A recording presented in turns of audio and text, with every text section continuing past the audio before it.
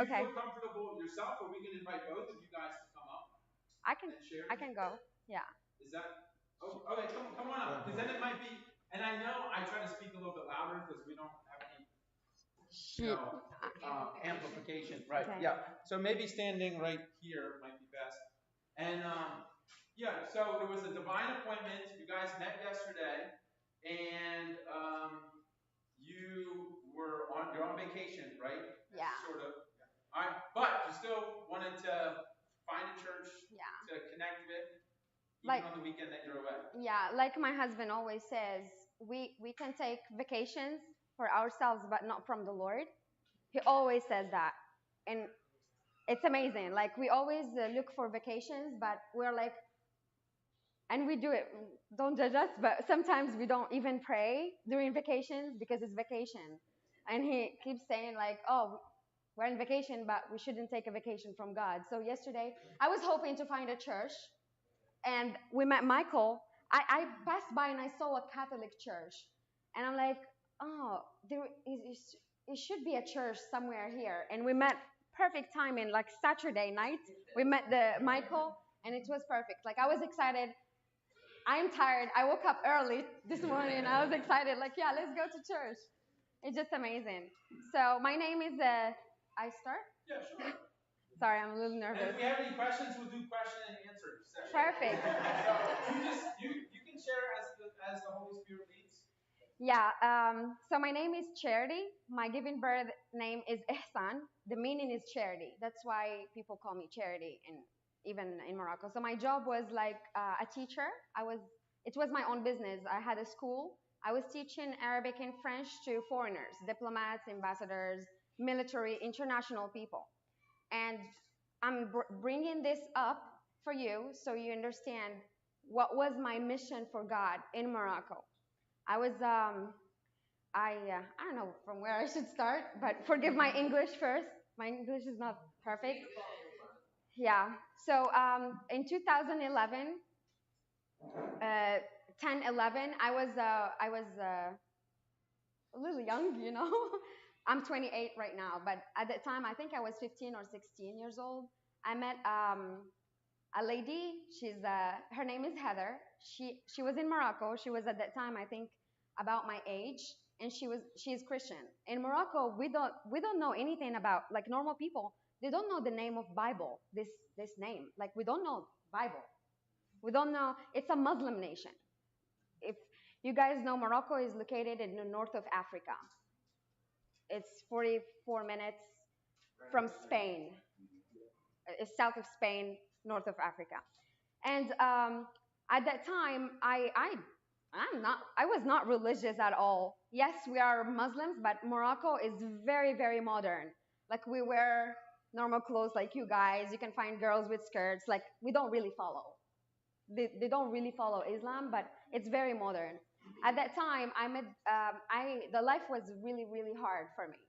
As a teenager, I had a really tough and rough life, and I was even angry about God, the general God that I know that time. I was like, do you even exist? Like, do you like to see me suffering and just like every day like a puppet? I was looking at God like that person with a puppet, like, like, do you laugh at me and you just move me around? And it was like, my life was rough. I passed through childhood sexual abuse. My father died at 5 years old, when I was 5, and I was just living with my mother. We moved from a really, really good living area to a very poor place, and everything was upside down. So this, in general, that day when I met that girl, I remember I was working in one of the stores, and I was working illegally.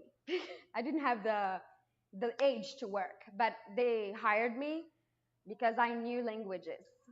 I was good in language, so I was doing some publicité, commercials at the store. I was doing commercials for shampoo. So that day I was so, yes, and I didn't have even the money to do the transportation from my house to that store, from the store to the high school where I was like studying. I was just mad at life, mad at God, and I was wearing my uniform, and I said this word: do you like you don't love me, you're not even exist. If you exist, show me yourself. I said it. I remember I said this phrase: if you truly really exist as a God, show me yourself. I don't believe that you even exist, because if you're a loving God, you will not see me suffering like that. You will not see my family suffering like that. And it's just like a propaganda that the government is doing for us, you know. It's just, as a teenager at that time. So what happened is, I went upstairs. The place where we put our uniforms was downstairs. I went upstairs, and then this girl is coming. Her name is Heather. She's a foreign, blonde, blue eyes, in the north of Africa, in the store. In my city, we are so used to foreigners. It's a very touristic city. So no one, she starts to speak in English with people. She doesn't know any of the Arabic or French. People speak usually Arabic and French, and no one wanted to help her because they're shy, because they don't. In my culture, you have to know the language. You come, we have to know your language, even if you come to my country. Like, you speak in English, you come to Morocco, people will shy because they don't speak English, so they will run away from you. You understand what I mean? So people were shying away and just didn't want to talk to her, to help her. She was looking for Christmas recipes. And I was like, yeah, I'm gonna help her. I'm gonna go. I had a little, hi, how are you? What's your name? This generic, like, this phrases. And I'm like, okay, I'm gonna just try and just talk to her. I start like, hi, how are you? My name is da da da da. And she was like, oh, you speak in English? And I'm like, I don't. I'm just pretending. I'm just trying. So I pull up my phone, that Google translation, and I start to translate whatever she said, and I helped her. We gathered the recipe for her cake for Christmas. And she was happy. She was like, can you teach me Arabic? That's how I start my business. You know? That's why I brought that in the beginning, so you know. So she ends up being a missionary in Morocco. Yeah. It's funny how the enemy works, because after that time between me and her, we exchanged phones and I disappeared from her. She would call me and I'm like, this girl again? I would just, I don't know why I'm not gonna, I didn't want to, something, and I'm very social. I was like, she's calling me again. What she I think it's for 20 days. The day that she will give up on me, she write that message. She was like, I don't know why you don't want to answer me, but I just wanted to be a friend of yours, and I didn't have friends at the time. I suffered because no one wants to be friends with me. I was so an angry person. I was, when you are angry at life, whatever you give, you receive. I was just an angry person. A teenager that it's like no one wants to be around her. I don't remember anyone wants to be around me. I was a very tough person, a tough woman at that time. I didn't like guys. I would just like, whenever I meet men in the street and I find out that they do something, I would be angry at them. I was just angry energy out. So she was like, I just want to be your friend, and it hits me hard. I was like, wow, someone in this life asking for my friendship, and I don't want to even. I just like answered her the day that she gave up on me. I answered like, no, I want to meet you. I really want to meet you. And I met her that day, and she was like, you need to show me that you're serious in this friendship, because I tried 20 days to call you every day and you just disappear. Friendship is commitments. She was teaching me those things, and I'm like, oh, that's too intense. That's too much too soon. It's just. But at the time, she had her process too. She's coming to a foreign country. She's looking for people. She's feeling that God is calling her to that call to meet people, become friends, and tell them about Jesus. And I just felt like I was chosen. Like, God chose me. I don't deserve it at that time. Like, I still don't deserve my, I don't know, like, just, it's amazing. We start meeting, and the main thing, she didn't talk to me about Jesus because it's forbidden legally in Morocco. If you talk about religion, you go to the jail. And but if you're American, they will just send you out. And I go to jail because I listen to you. Yeah, it's very strict. What happened is I start to teach her the language. and she learned this language in 6 months. We built up a program. I was a good student. Even I was not. I was a very very good student. I was one of the best students in my high school and my university. I was agreeing all this. My teachers were like, "How can you be a good student but you are a very bad? Like you do bad things, you know?" So it's just a combination of two things, and I'm like, I built up that program. We did it together, and she learned Arabic in 6 months. All the foreigners that they hear her speaking that fast and fluent, they were like, I want this lady. I want to teach this lady to teach me. So I start to teach. I start to have a lot of people that I'm teaching, and all of them are Christians. What was happening? They never talked to me about Jesus because I was a tough personality. And I'm saying, if I believed in God, it's easy for anyone to believe in God, in Jesus, because I was tough to get in faith, you know. I ask a lot of questions. I'm very bold. I can like debate. I defended Islam, even like I didn't really believe it very well, just to like it's part of my identity. Like you're coming to my country. Sorry. Excuse me. So what about the part where you had a dream? Oh yeah, yeah. I'm coming. Oh, okay. I'm coming to that. I'm coming to that. I'm coming to that. So we kept like that. We kept it professional, but friendship. You know, she would not say anything about Jesus, but she was living the life of Jesus in front of me. And we are people that we're tired. Muslims in general are very tired of speaking, of people that will just come and preach. They want to see reality. They want to see your life. They will not even listen to you. They will see you in your real life if you live the life of Jesus, if you live a good life. That's the results. That's for me, my time. I would always ask myself, what? She's not a Muslim, but she's a good person for me. Like you may say, oh, she's not, a Christian, but she's a good person. I was like, I wish that she was a Muslim. She would go to heaven with me. I would say that all the time. Yeah, if she only can be a Muslim, she would be completed. And she would go to heaven with me. She was saying the same thing. The other side.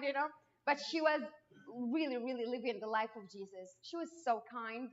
She was she helped me understand that it's okay to make mistakes. She never judged me. I changed. I stopped. When you're around, surrounded yourself with good people, you just feel like you're changing. And I start to change. My family start to see those changements. And oh, Ihsan is my name. Ihsan is surrounded herself with the good people, and she's learning how to be a good person. But God was working inside of me. One day, while I met all those foreigners around me, and I'm teaching them stuff.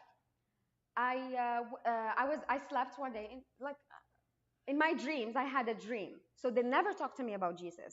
I would just walk, like just, I know that they're Christians. I don't know even what is Christianity. I know that they don't believe in Islam, but we never talked about religious things because of they're afraid legally, and also they don't want to lose me as a person.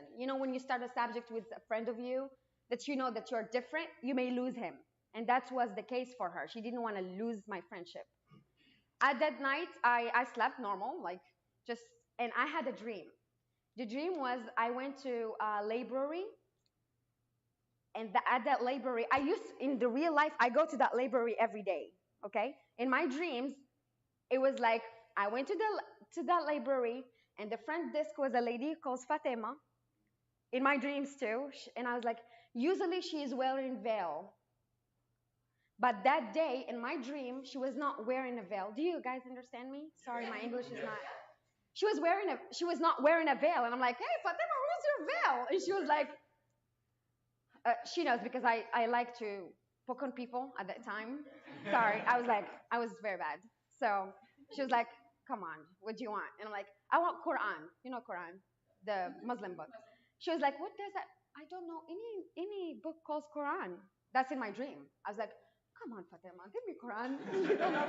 She was like, no, I'm sorry, Ihsan, I don't know any book called Quran. I'm sorry. Let me look. She was looking in her computer. She went, and then at the end of that, she said, I'm sorry, I couldn't find that book. It's not existing.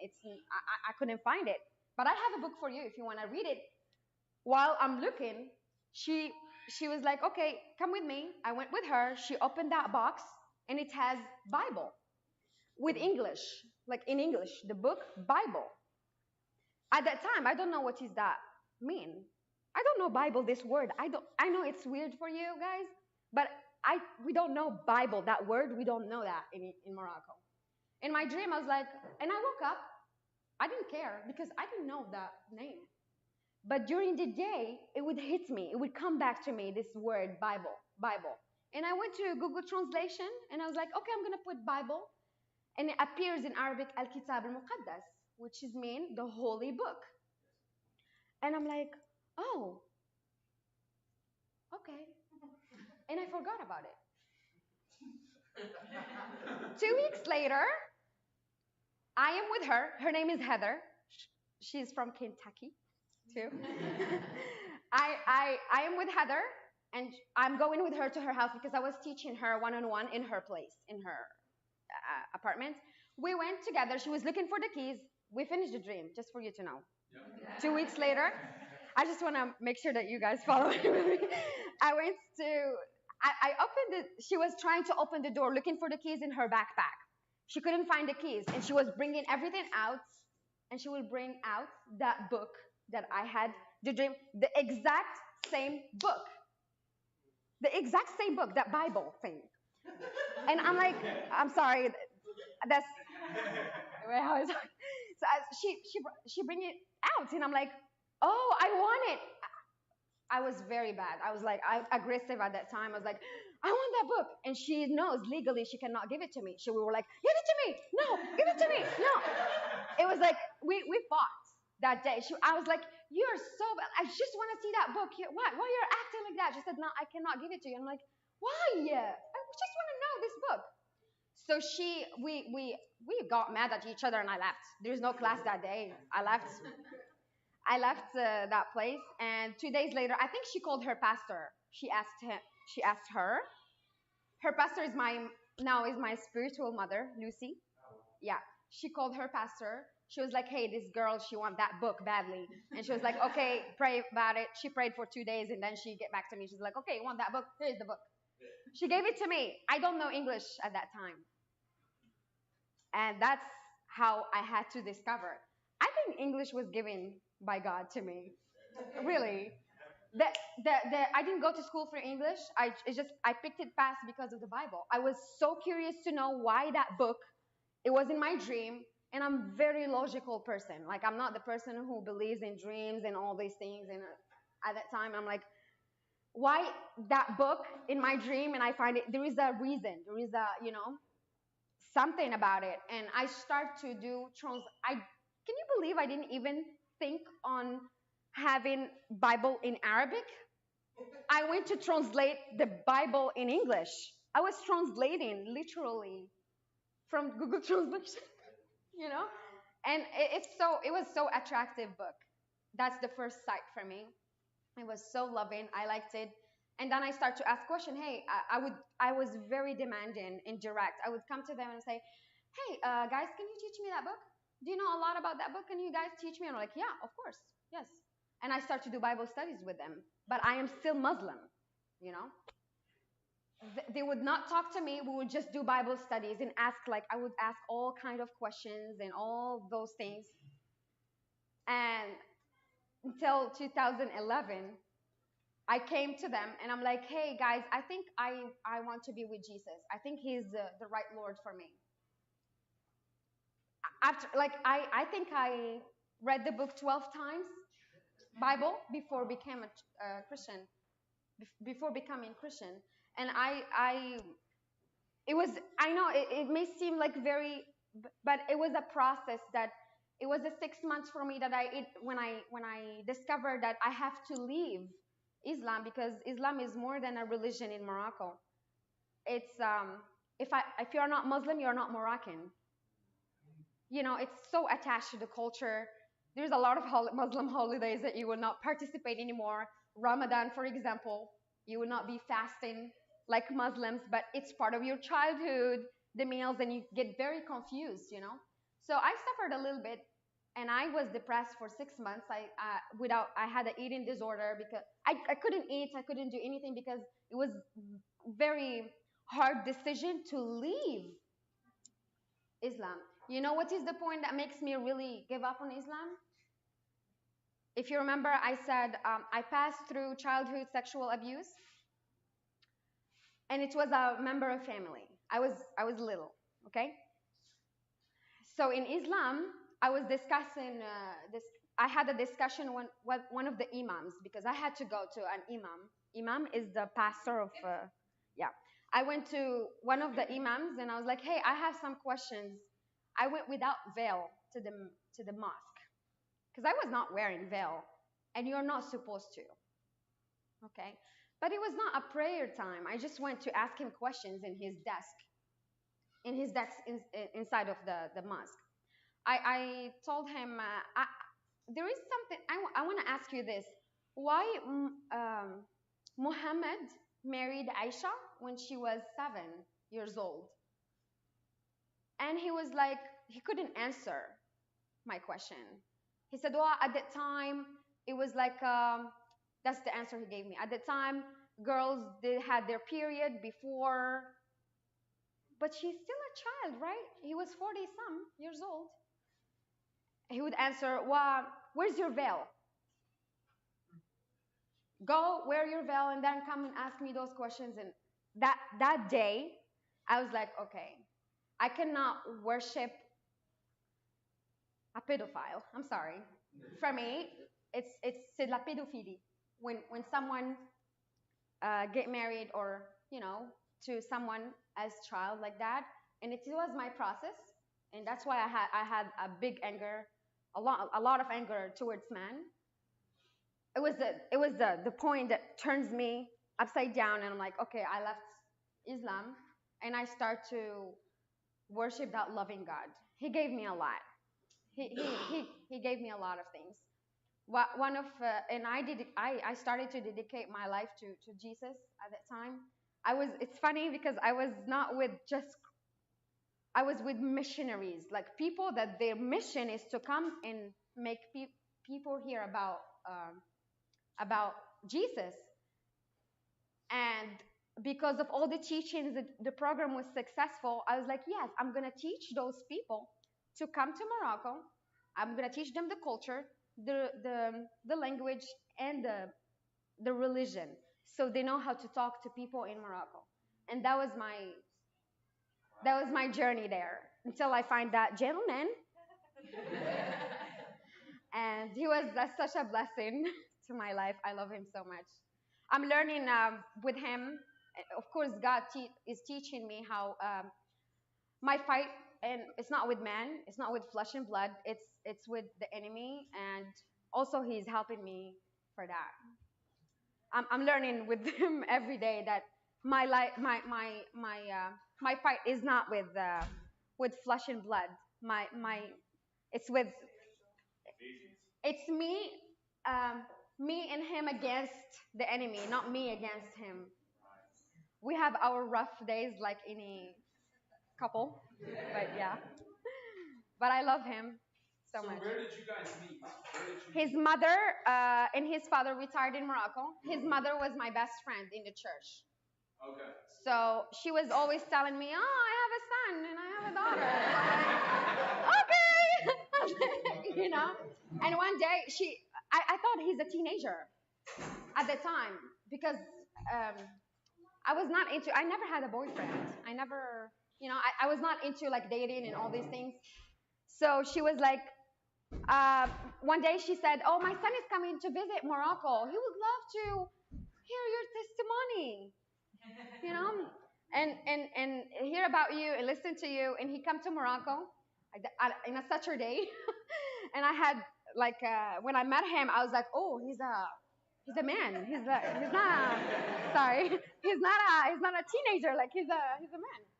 So we were talking for 5 hours that day, and I think we clicked. We liked each other, and we started dating, and we engaged in. Later, we pretty much decided we were each other's soulmates.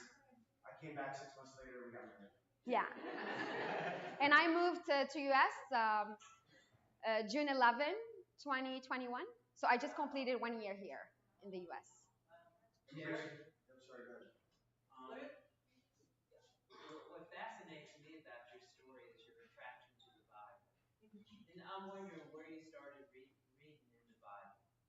Yes, I the first thing because my language was limited. I remember flipping. It's not that.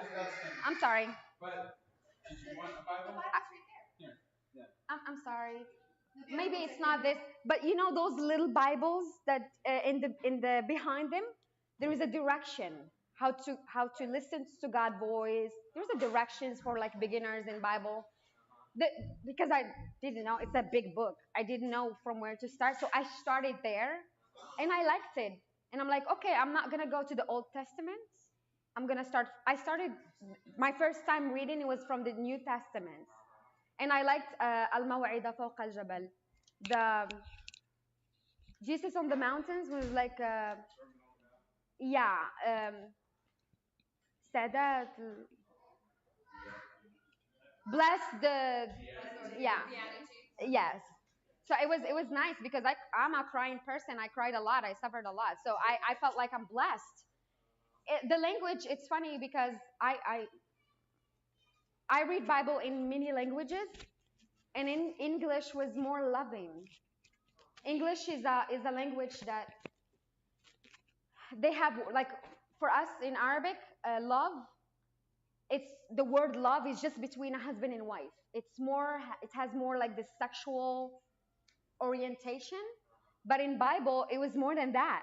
I can have that love with God. In Islam, there is no really a love between you and God. There is submission. You need to respect God. You need to do what He does, like your boss. That's the relationship. Pretty much, there is no relationship. So, with what attracts me in Bible, that there is, He is trying to have a relationship with me. And this is not. I'm not familiar with that in my culture in my country. That He is trying every time. He's like, just do this. You don't. You're complete because you're perfect because you are with me. I know that you will never be perfect. That's why you need me. That's the thing that Islam doesn't have. You need to do this and this and this and this and this and that in order to reach. You need to check all the, yeah, boxes in order to maybe God will look at you. Maybe you will go to heaven. If you go to heaven as a lady, your husband may choose you one of the servants. Can you believe as a lady? Oh yeah, yeah, yeah. And I'm like, I'm gonna work all that work so my husband may choose me in heaven. No, that's not a good deal. That is not a good deal, right? Yeah, Bible is a good deal. Two quick questions. Yeah. Number one, can you just share a little bit about, okay, so Christianity or church in Morocco, I understand the cultural, everybody's expectation, everything is Muslim, everything is Islam. Yeah. So if you switch, we support Voice of the Martyrs organization Mhm. that supports persecuted Christians around the world. Like as a church, as individuals, we give money to organization that helps people in Muslim countries who are persecuted and have to run away because the family tries to kill them. Yeah. Or, so I'm very familiar with that. But what does the church look like? Were you persecuted when you made the switch? Did your family shun you? Did they want nothing to do with you? Yeah. Is it dangerous? What? In 2010 was very very dangerous, but lately no. So let me tell you the thing. In 2000, the problem is with the government. The government will not want you to switch in Islam. Whoever switch deserve to be killed. That's in Quran. That's uh, a verse on the Quran. For us, it is dangerous, but it's more like the first danger you're facing is emotional because your family will shut you down. You're not Moroccan anymore. They feel ashamed. They feel ashamed of you. Yes. Yeah, they're ashamed of you, and There's you're not. pressure on them to distance away because you are walking away, and they community pressure. Oh yes, absolutely. And for the churches, Muslims, they don't know that, but there now in Morocco, every city has two underground church.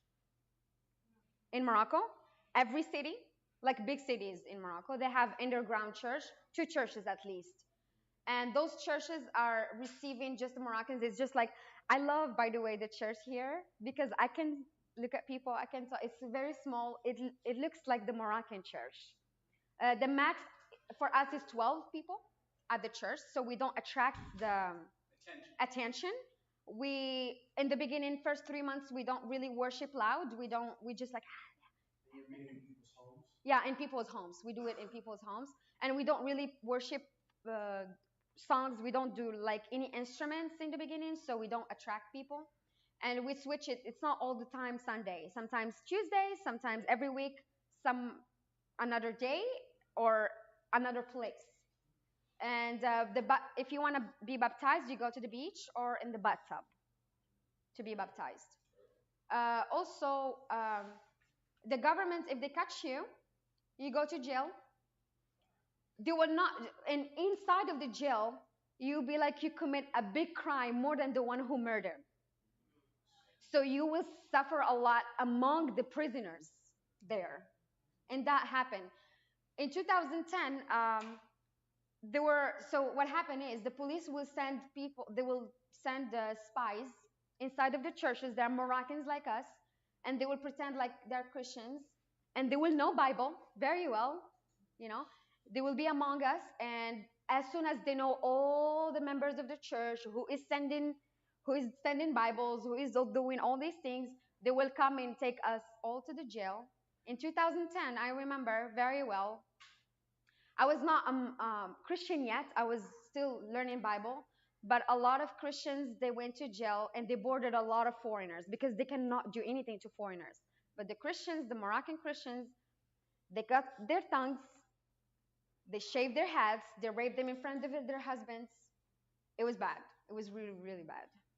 And but after that, in 2014, sorry, just quick, Morocco signed with US the human rights, so they will not do that. They will catch you, you will go to jail, but they will not cut your tongue or legs or anything. Couple. Okay, last question, and for time's sake, Oh, I know.